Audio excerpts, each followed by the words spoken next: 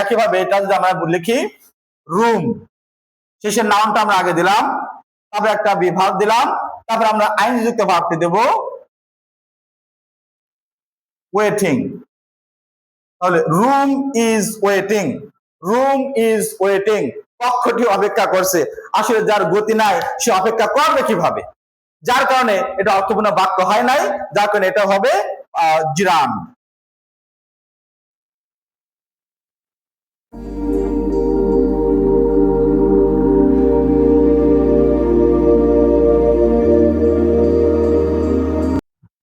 আসসালামু আলাইকুম রহমতুল্লাহ।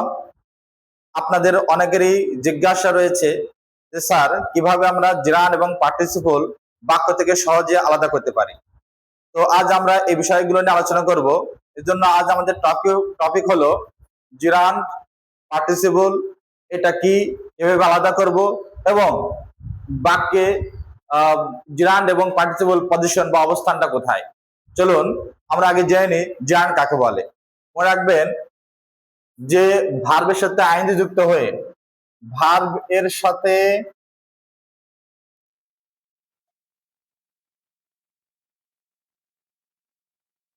আইএনজি যুক্ত হয়ে যাহা যাহা নাউন এর কাজ করে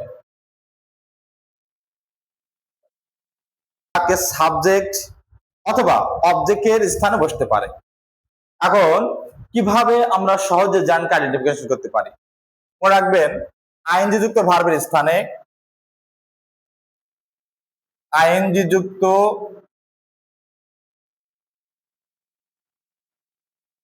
ভার্ব এর স্থানে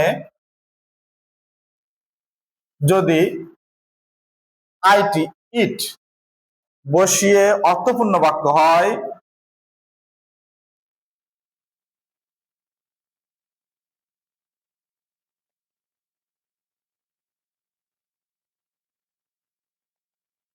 তাহলে সেটি হবে জিরান, সেটি হবে জিরান। এবং অর্থপূর্ণ বাক্য না হলে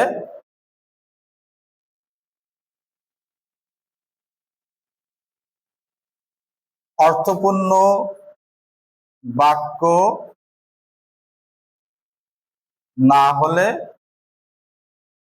সেটি হবে পার্টিসিপল।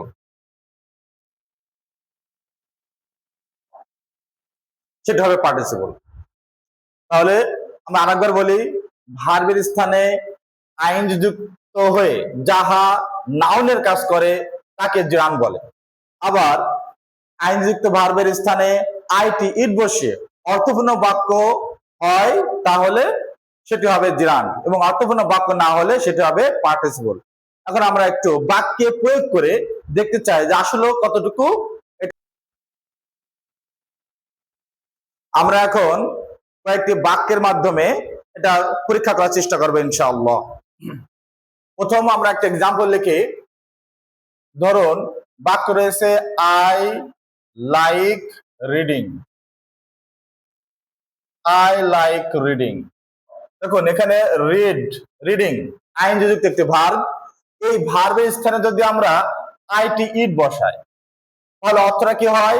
আই লাইক ইট, আমি ইহা পছন্দ করি। তার মানে এটা একটি অর্থপূর্ণ বাক্য হয়েছে, এবং এই আইএনজি যুক্ত ভার্বটি আপনার মেন ভার্বের পরে বসে অবজেক্টের কাজ করছে। অবজেক্ট কাকে বলে? ভার্বের কাছে কি বা কাকে দেওয়া প্রশ্ন করে যদি উত্তর পাওয়া যায় সেটা অবজেক্ট। এখন দেখুন আই লাইক ইট, আমি ইহা পছন্দ করি। কি পছন্দ করি?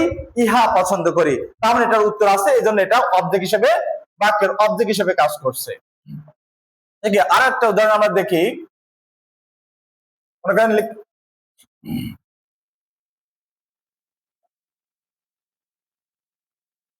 টিচিং ইজ মাই প্রফেশন,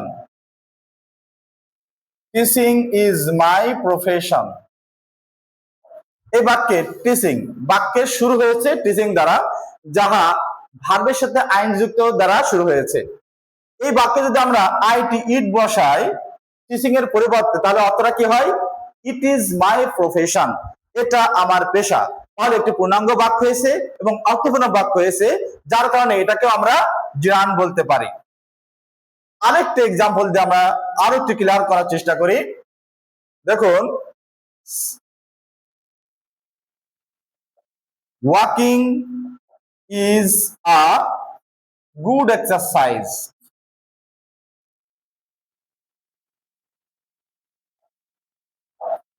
এই বাক্যেও ওয়াকিং যাহা বাক্যের শুরুতে হয়েছে, এবং এখানে যদি আমরা আইটি ইট বসাই তাহলে দেখতে পারবো it is a good exercise, অর্থাৎ ইহা একটি ভালো ব্যায়াম।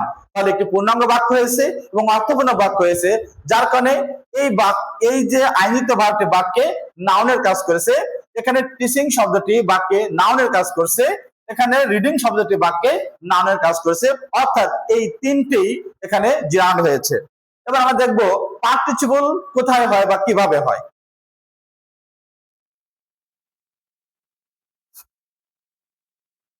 আমরা পার্টিসিপল 2 থেকে 3 উদাহরণের মাধ্যমে ইনশাআল্লাহ বোঝানোর চেষ্টা করব। যেটা আমরা দেখি, আই স হিম স্ট্যান্ডিং।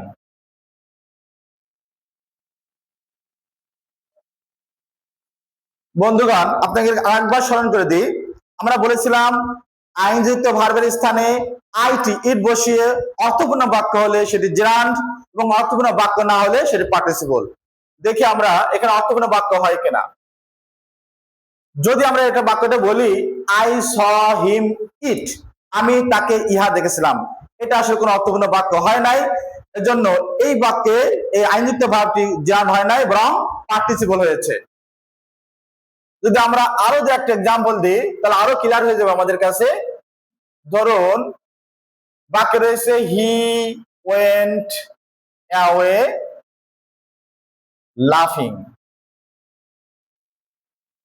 লাফিং এটা আইনযুক্ত ভার্ব। যদি আমরা এখানে ইট দিই তাহলে কি হবে? হি ওয়েন্ট অ্যাওয়ে ইট, সে ইহা এখান থেকে চলে গেল, এটা অর্থপূর্ণ বাক্য হয় না। এজন্য এই বাক্যে ইটটাও কি হয়েছে? পার্টিসিপল, কারণ এটা বাক্যে নাউনের কাজ করে নাই এবং ইট বসিয়ে অর্থপূর্ণ বাক্য হয় নাই। আরেকটা এক্সাম্পল যদি আমরা ব্যবহার করি তাহলে দেখতে পারবো, he came here driving a কার।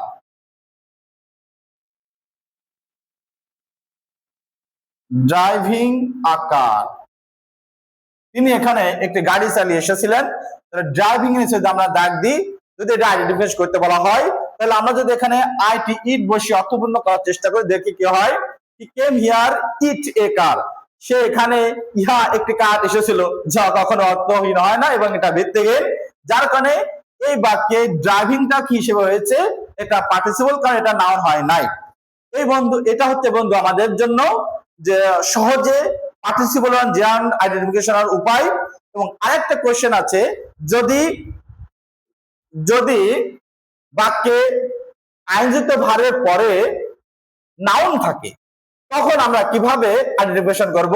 এই জায়গায় অনেকে কোশ্চেন করে, স্যার এরকম ক্ষেত্রে আমরা কি করব?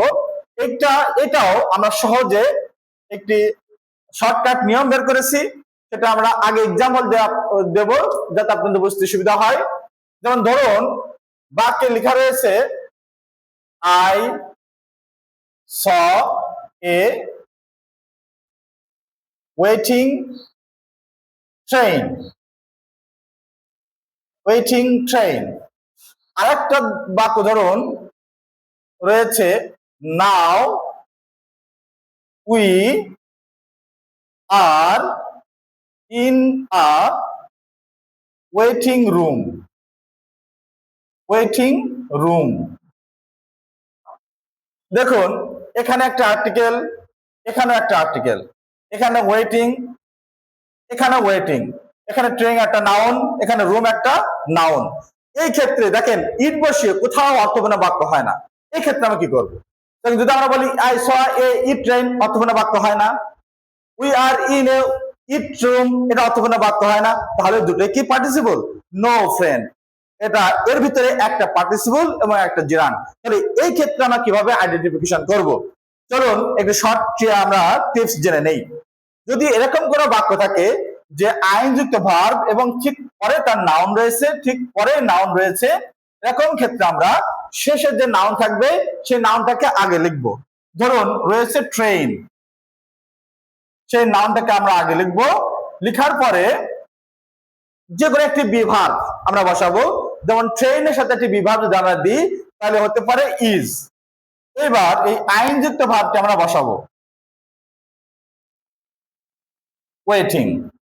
এবার দেখবো এই বাক্যটি অর্থপূর্ণ হয়েছে কিনা। ট্রেন ইজ ওয়েটিং, ট্রেনটি অপেক্ষা করছে, তার মানে অর্থপূর্ণ বাক্য হয়েছে। কিন্তু এই ক্ষেত্রে এই বাক্যে অর্থপূর্ণ বাক্য যদি হয় তাহলে হবে পার্টিসিপল, তাহলে হবে পার্টিসিপল।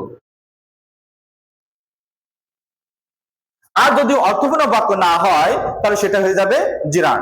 দেখুন একইভাবে এটা যদি আমরা লিখি রুম, শেষের নামটা আমরা আগে দিলাম, তারপরে একটা বিভাগ দিলাম, তারপরে আমরা আইনযুক্ত ভার্বটি দেব ওয়েটিং। তাহলে room is waiting, room is waiting, কক্ষটি অপেক্ষা করছে। আসলে যার গতি নাই সে অপেক্ষা করবে কিভাবে? যার কারণে এটা অর্থপূর্ণ বাক্য হয় নাই, যার কারণে এটা হবে জিরান।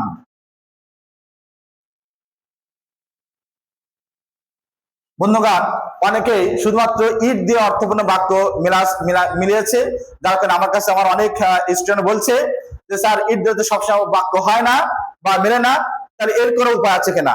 এই জন্য আমরা এই ট্রিক্সটি পরে বের করেছি, আমাদের সংক্ষিপ্ত মেথড। আলহামদুলিল্লাহ, যদি ভালো লাগে তাহলে আমার জন্য দোয়া করবেন। আমরা এরকম আরো শর্ট ভিডিও নিয়ে আপনাদের সামনে আসবো। তাহলে আজ আমরা জানলাম জিরান্ড আর পার্টিসিপল। ইনশাআল্লাহ আগামী ভিডিওতে আমরা শিখবো position of gerund and participle, অর্থাৎ বাক্যে এই জিরান্ড কোথায় কোথায় বসতে পারে, পার্টিসিপল কোথায় কোথায় বসতে পারে। ধন্যবাদ সবাইকে, ভালো থাকবেন। আসসালামু আলাইকুম রহমতুল্লাহ।